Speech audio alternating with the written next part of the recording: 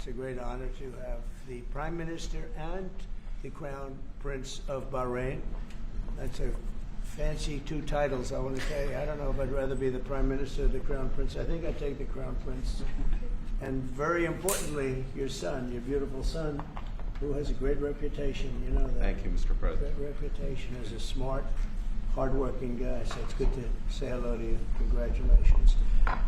We've had a tremendous relationship, I have personally, with Bahrain over the years, and has been a fantastic ally.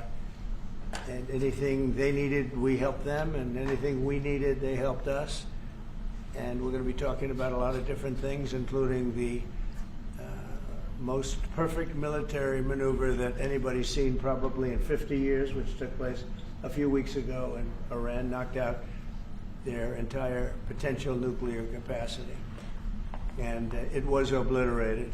You know, I used that term. They said, well, maybe that's too much. I said, no, it turned out it was more than obliterated. They can't go back. And we're just really going to talk about some things, including trade. We're going to be discussing trade. We do a lot of trading with Bahrain.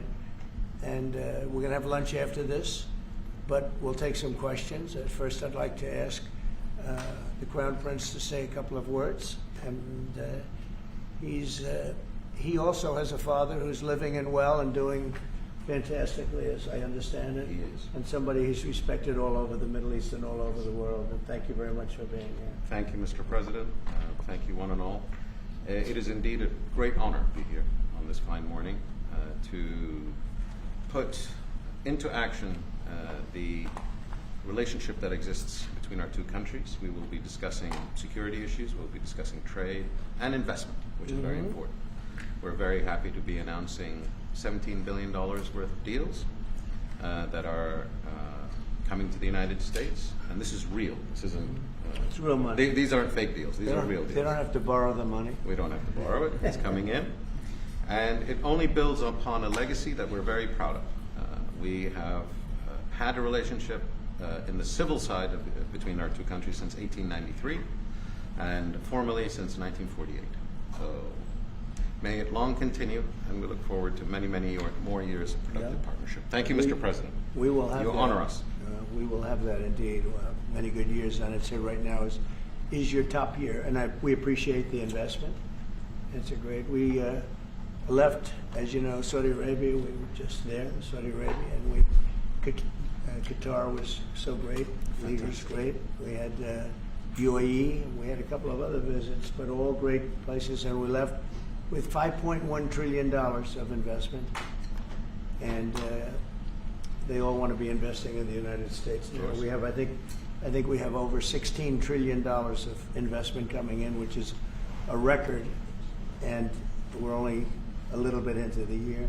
And let's say the first 2 months I sort of took it easy because we had to fix up the Oval Office. I had to devote my time to fixing it up, but now we had to fix up our country. So we have, I think everyone is saying we have the hottest country now anywhere in the world. We were dead a year ago. We are a dead country. And now we have the hottest country anywhere in the world. And it's a great honor to have you here. Thank you, Mr. President. Any questions? Developments in Syria at the moment. Well, I can comment. I think I'll ask Marco to say a few words on Syria. Yeah, it's complicated, obviously. These are historic, long-time rivalries between different groups in the south-west of Syria, Bedouins, the Druze community, and it led to an unfortunate situation and a misunderstanding, it looks like, between the Israeli side and the Syrian side. So we've been engaged with them all morning long and all night long with both sides, and we think we're on our way towards a real de-escalation and then hopefully get back on track in helping Syria build a country and arriving at a situation there in the Middle East is far more stable. So in the next few hours, we hope to see some real progress to end what you've been seeing over the last couple hours. Mr. President Jerome Powell, do you have plans, or you're back considering firing Jerome Powell? What's your justification if you're thinking about this? Well, he's too late. He's always been too late, hence his nickname, Too Late. He should have cut interest rates a long time ago. Europe has cut them 10 times in the short period of time, and we cut them none. The only time he cut them was just before the election to try and help Kamala or Biden, whoever the hell it was, because nobody really knew. Obviously, that didn't work, but he tried to cut him for the Democrats, Kamala. And how did that work out? You'll tell me. It didn't work out too well, did it? But I think he does a terrible job. He's costing us a lot of money, and we fight through it. It's almost, the country's become so successful that it doesn't have a big impact, but it does hurt people wanting to get a mortgage. People want to buy a house. He's a terrible Fed chair. I was surprised he was appointed. I was surprised, frankly, that Biden put him in and extended him, but they did. So, no, we're not planning on doing anything. We're very concerned. He's doing a little renovation for $2.5 billion of the Fed, building a renovation, and they have a close to $900 million cost overrun, and it's a shame. But the biggest cost overrun is the cost overrun for interest rates, because we should be paying 3 points lower, and we would save $1 trillion a year in interest if that were the case. And all it is the stroke of a pen.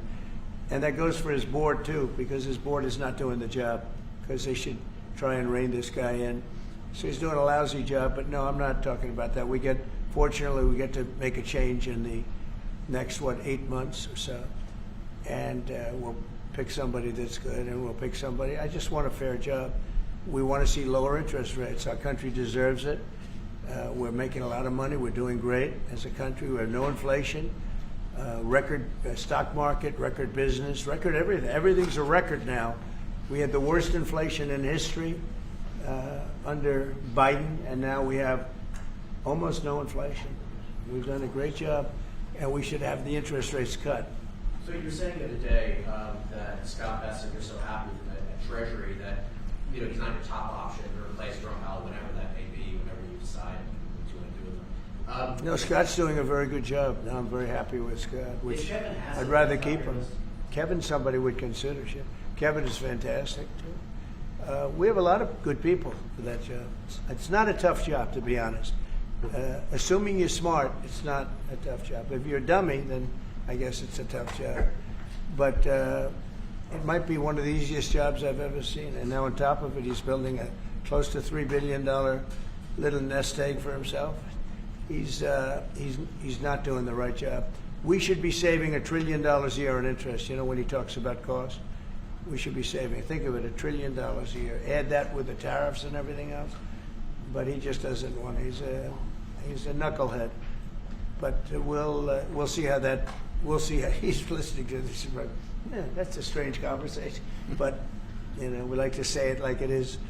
But we have a lot of people that want that job very badly, and I'm only interested in low interest people, frankly, because you don't need. I know. So they had the 71 different economists and people experts that they picked about a month ago. I was the only one, along with one person from maybe the Wharton School of Finance. The two of us got it right. 69 people, including Powell, got it wrong. And he wants to hire thousands of new people to help him decide where we're going in the future. It only takes one good mind. It doesn't take 5,000 good minds. So they're expanding the Fed. It's the dumbest thing I've heard of. But it's very autonomous. Just to follow up on that, sir, are you completely ruling out the idea of firing Jerome Powell? I don't rule out anything, but I think it's highly unlikely unless he has to leave for fraud. I mean, it's possible there's fraud involved with the $2.7 billion renovation. This is a renovation. How do you spend $2.7 billion? And he didn't have proper clearance, et cetera, et cetera. So that's going on. So there could be something to that, but I think he's not doing a good job. He's got a very easy job to do. You know what he has to do? Lower interest rates. No,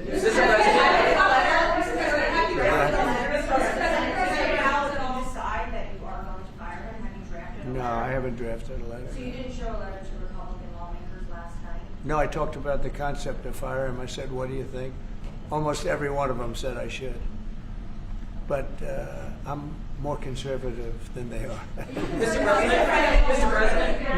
No, we didn't. We talked about it. In fact, We had 11 of the 12 people here yesterday for a very big bill having to do with crypto, etc., and other things. And all of the votes are going with us, every single vote.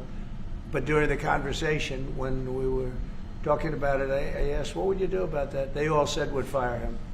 Mr. President? Yeah, please. Thank you for taking my questions. So you were in Pennsylvania yesterday. You Yes. unveiled $92 billion worth of investments. One of those jumped out to $15 billion in Homer City to build the largest natural Right, gas yeah. power plant ever.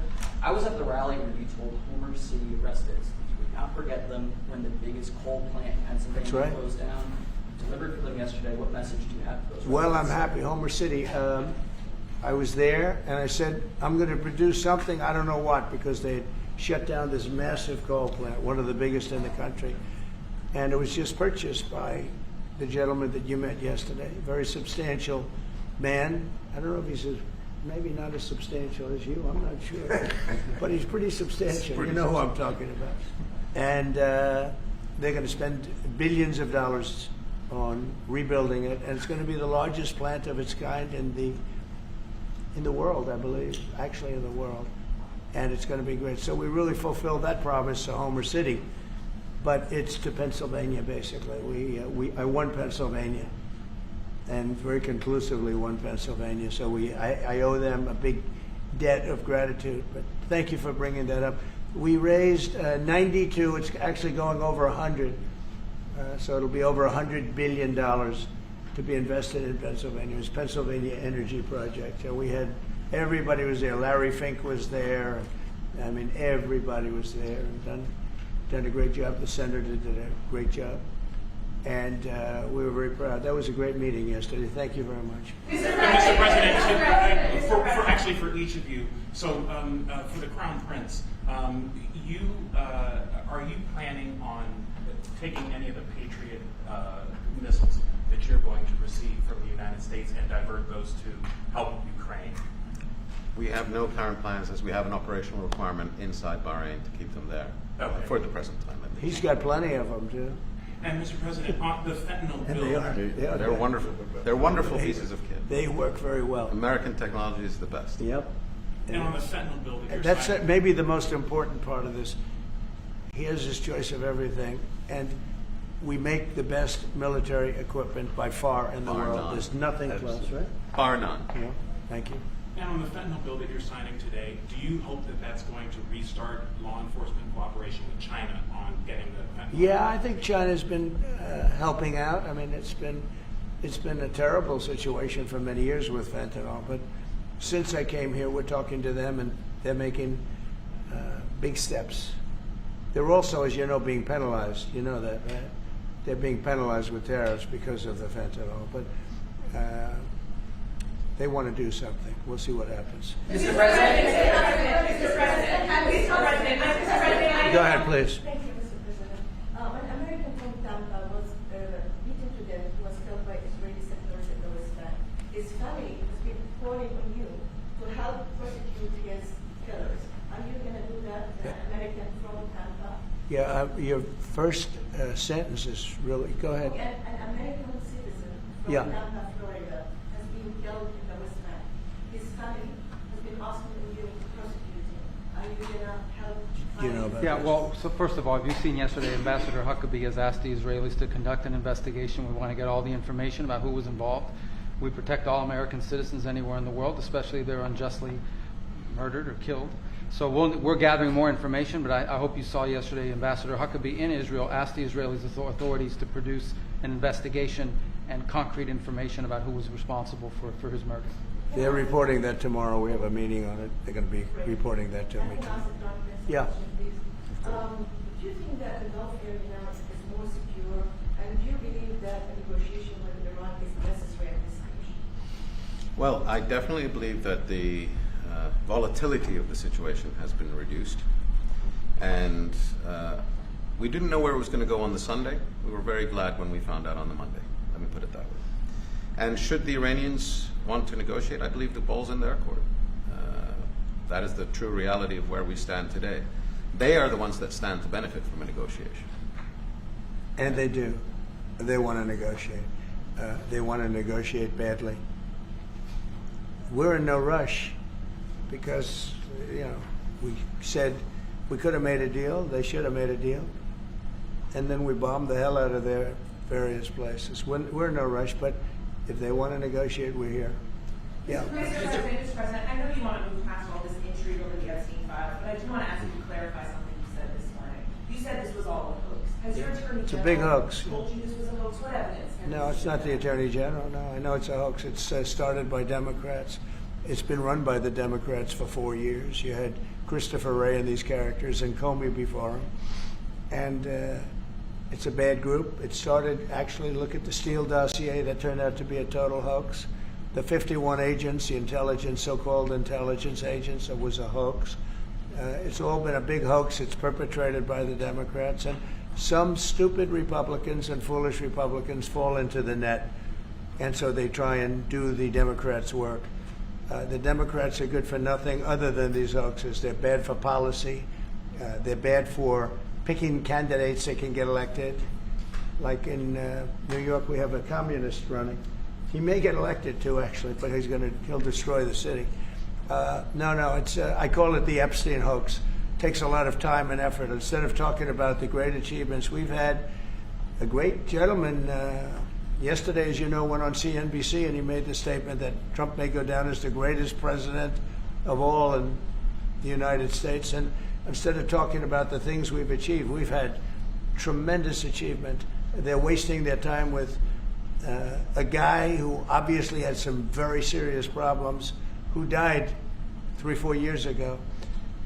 I'd rather talk about the success we have with the economy, the best we've ever had, and all of the things we've done, including the Middle East. I mean, you see it. Instead, they want to talk about the Epstein hoax. And the sad part is it's people that are really doing the Democrats' work. They're stupid people. Yeah, go ahead. Go ahead. Mr. President, there's lots of reports coming into this meeting that you planned on firing Fed Chair Jay Powell. Is that right? Those are reports, but they're not true. So what would be useful to know, are you committed to picking someone from the outside? Are you going to interview? I have so many people that want that job. I have people that I've known a long time. They're calling me, begging for the job. You know what you need there? A smart person with common sense, but you need a very smart person for that job. I think it's one of the easiest jobs in government. You show up once a month and you make a statement about where the economy's going, and we're going to raise or lower interest rates. It's probably the easiest job I've ever seen. That's why I'm trying to figure, why does he want to expand and add more people?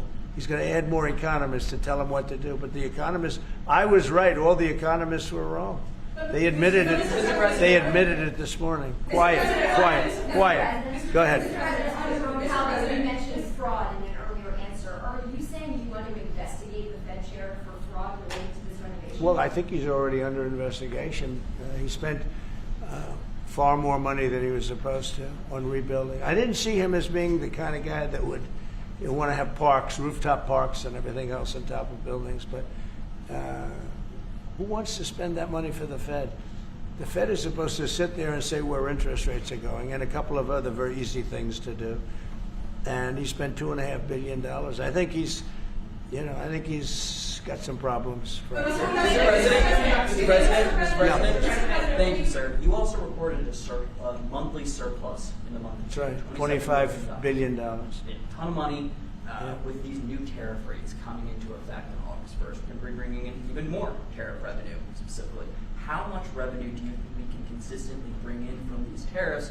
And how big of a game changer is this, not only for the economy, but also for fiscal responsibility? Well, we're going to be bringing in, already we've brought in over $100 billion. We'll be bringing in hundreds of billions of dollars. And the tariffs really haven't kicked in that much other than automobiles and steel. August 1st is a big day. August 1st is when very substantial money comes into our country. We've made deals with a lot of great places, but we had one yesterday, that was announced. We have another one coming up, maybe with India. I don't know. We're in negotiation. When I send out a letter, that's a deal. In other words, that's a deal. They don't want to ever say that. Oh, how many deals have you made? The best deal we can make is to send out a letter.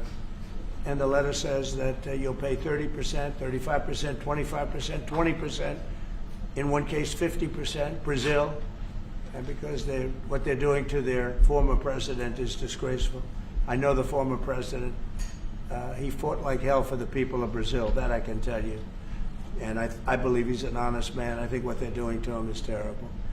So, yeah, we have some pretty good deals to announce, but every time we send out a letter, that's a deal. The big one really is going to be on the 150 countries that we're really not negotiating with, and they're smaller. We don't do much business with them.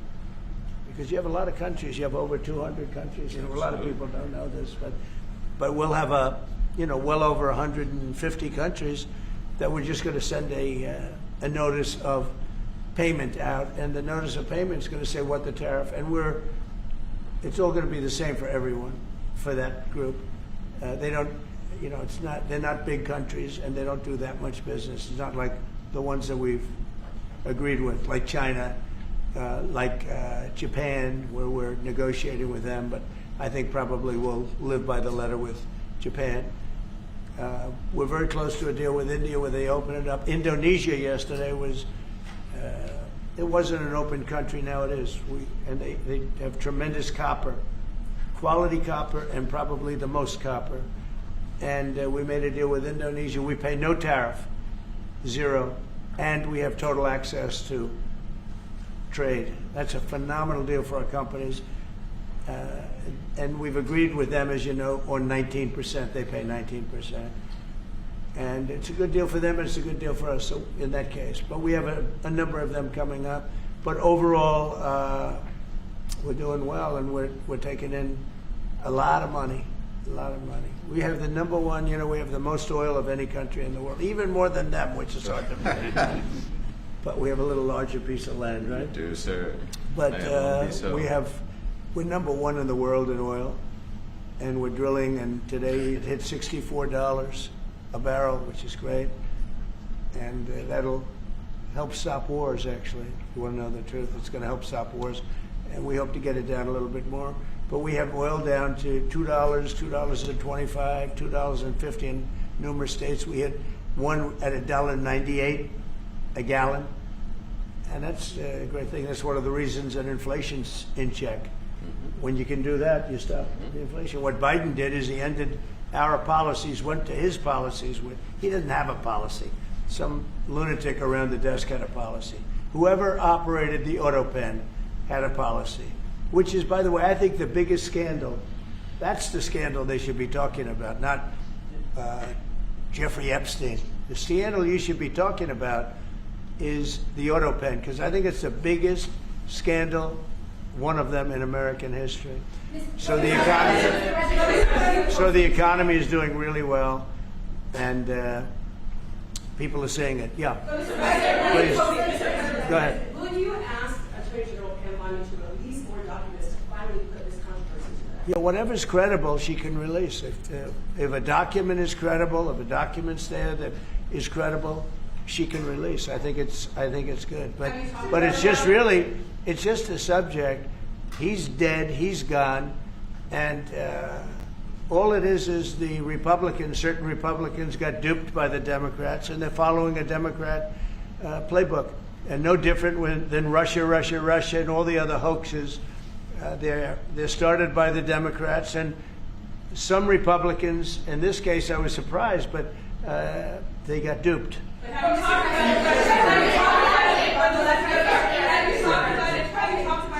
Go ahead. President, first of all, you were under high-ranking officials, whether it's been your FBI director or Hamad, they have made some inconsistent statements in the past. Well, I don't know. I can't speak about him, but I can say that Pam Bondi, I really think that she's done very good. She says, I gave you all the credible information. And if she finds any more credible information, she'll give that too. What more can she do than that? I mean, honestly, what more can she do? And we do have bigger problems. We have problems with millions of illegal people that came in here, and they're killers and murderers. We have 11,888 murderers that were allowed into our country by Biden, sleepy Joe Biden, stupid Joe Biden. He allowed him into our country. And you know what? We got to do something about it. She's got a lot of things she's working on. And, you know, it's very sad that somebody can be waylaid, just get waylaid. But I think she's doing a great job, personally. Go ahead. In your presentation this morning, you mentioned past supporters when you were talking about the airline issue. Does that mean that you're effectively disowning any supporters? No, but I lost a lot of faith in certain people. Yeah, I lost because they got duped by the Democrats. The Democrats are good for nothing. They've done a terrible job. They almost destroyed our country. If I didn't get elected, all these numbers you're hearing about, they found $25 billion and another 25 is coming in and hundreds of billions of dollars is pouring into our country. And we just got the biggest tax cut in history. We just got the biggest regulation cuts in history. There'll be no tax on tips. There'll be no tax on Social Security. There'll be no tax on overtime. There'll be no tax on so many other things.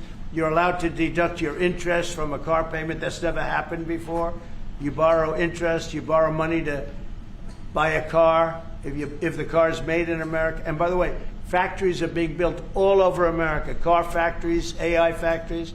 But you get a deduction on your interest. Nobody ever thought of that before. It never happened before.